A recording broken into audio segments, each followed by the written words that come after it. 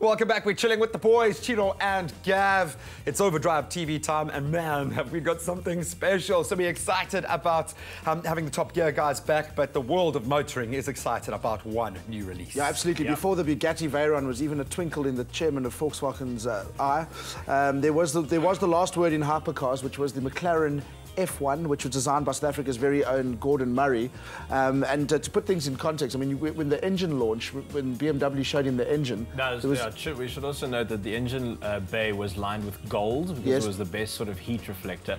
But BMW unveiled this masterpiece of an engine to Gordon Murray. He was born in Durban, by the way. Yeah. And he said, oh, it starts too quickly. Go back and fix that. More drama. We need more drama. So now the big challenge for McLaren is, how do you replace a car that was built with that amount of fanaticism and attention to detail? Well, a good place to start, I think, is... Yeah, make it shoot blue flames. I think that... yeah, the old blue flame trick. You're starting at that point, you're doing well.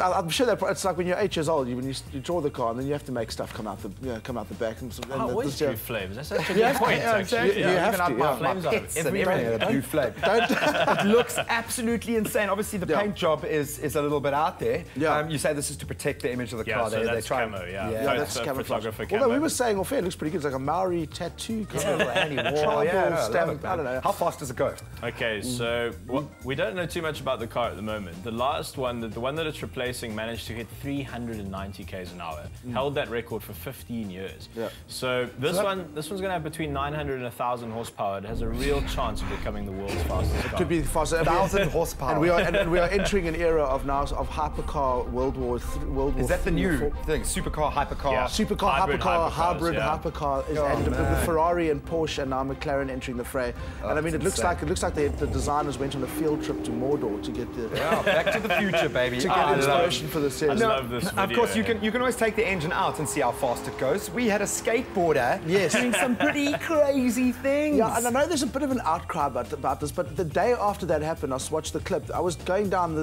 Cliff Neck, not Cliff Road, and I was stuck behind some guy who thought he's in the Giro d'Italia on a bicycle, and I went to brake behind the guy's riding in the middle of the road. And I understand that this is not legal, but still, it's not like there's hordes of these guys riding around. Sort of flaunting their worryingly low level of self-preservation.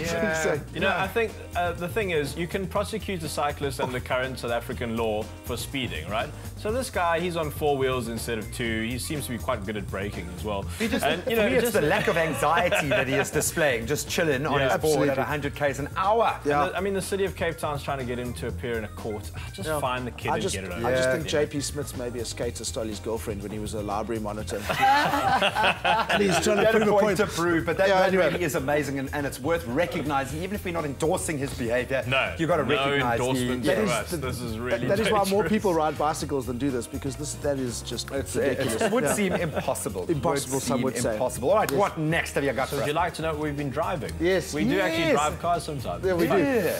So down that very road. Yeah, it's true. We actually both live very close to that road. Yeah. The latest Audi Q5.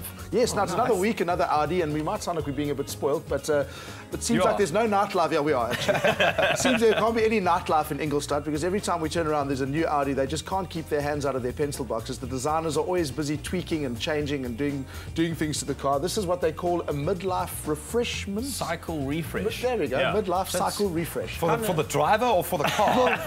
for the car, unfortunately, It's kind of like when a 48-year-old male has his teeth whitened and gets a membership to a tanning salon. You know, it's just a bit of a refresh. Exactly, that's exactly what your own body. And do that every 10 years, in fact. There's absolutely nothing wrong with that.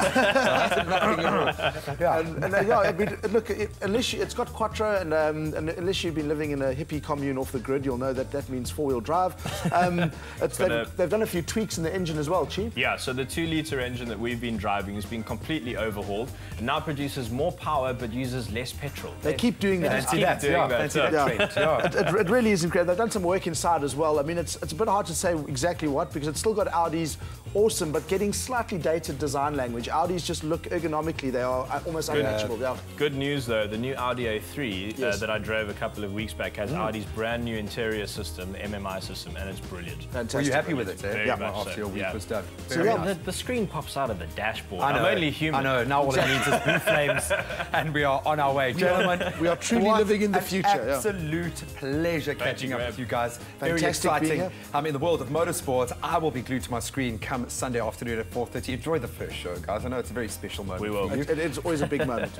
Get the popcorn out. But boys, thank you so much. Look forward to next Friday for OverDrive TV. Absolutely. Tiro More and exciting Gav. stuff. Oh, I know. It's going to get even better. Guys, we've still got a little bit of the show to get through this morning. You and I are still trying to brush up our beach volleyball skills. And man, we've got a long way to go. I didn't realize there was so much involved with it.